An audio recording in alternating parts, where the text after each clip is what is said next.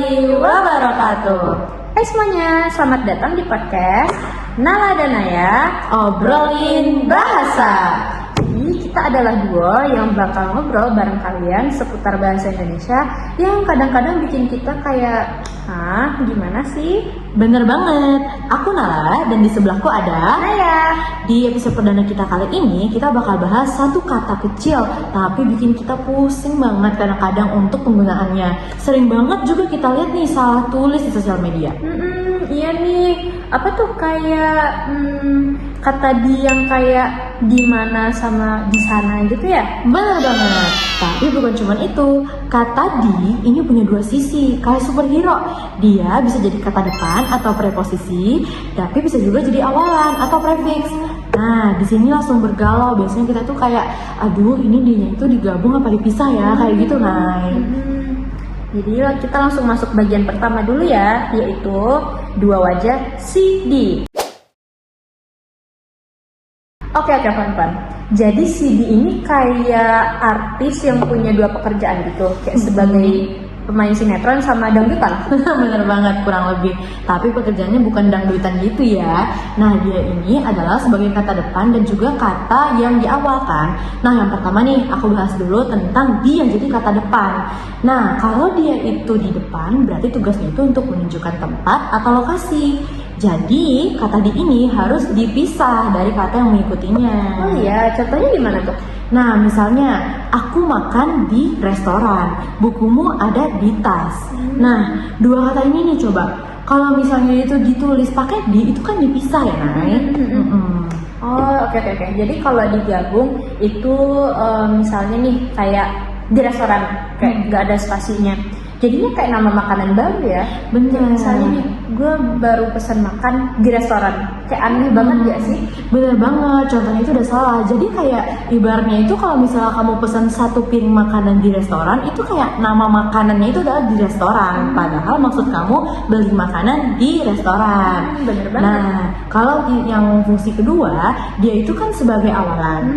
Jadi karena dia itu untuk membentuk kata kerja, untuk penulisannya itu digabung nih, Nay. Oh gitu ya, berarti kebalikan total dong. Bener. Contohnya gimana tuh, Nal? Misalnya dari kata-kata dasarnya itu misalnya kayak lihat, berarti nulisnya itu dilihat, tulis berarti ditulis gitu. Nah, salah satu contohnya lagi nih misalnya nasi gorengnya dimakan Naya, jadi kan dia itu digabung. Oh gitu, tapi yang terakhir kayak gitu ya.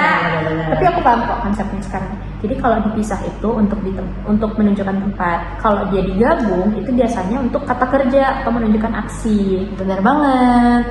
Oke, kita masuk ke bagian 2.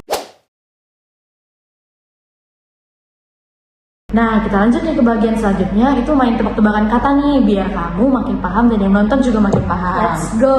Nah, contoh kalimat yang pertama, ikan itu diasinkan oleh ibu, atau ikan itu diasinkan oleh ibu. Diasinkan atau diasinkan ya?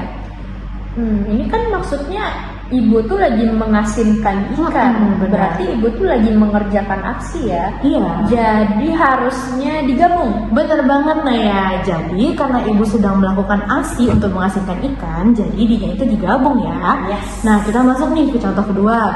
Kucingku suka tidur di karpet, atau kucingku suka tidur di karpet.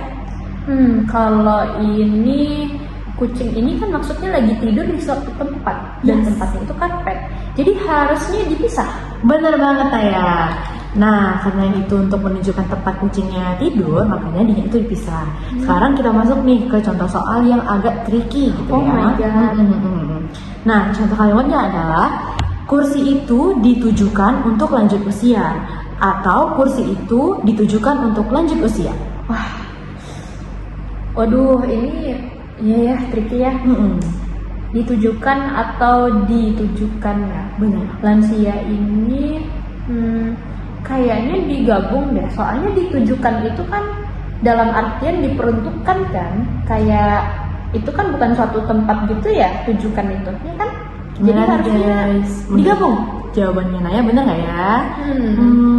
Bener banget. Yes. Karena ditujukan itu kalau misalnya dipisah maka dia jadi kata pasif.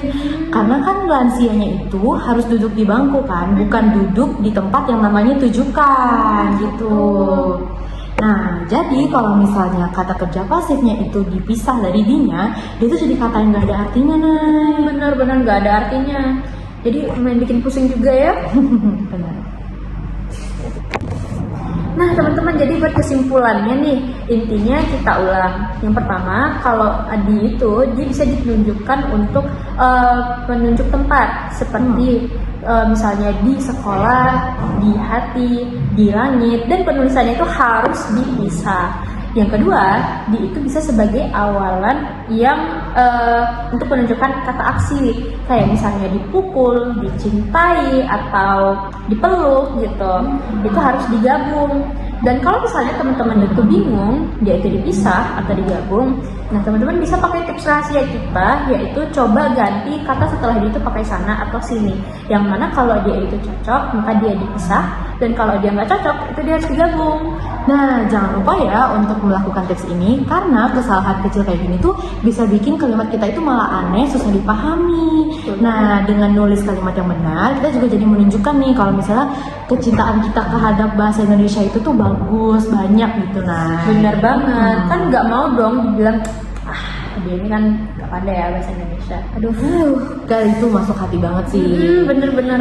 Nanti kita malah dikira Indonesia bohongan gitu. Iya, makanya gitu.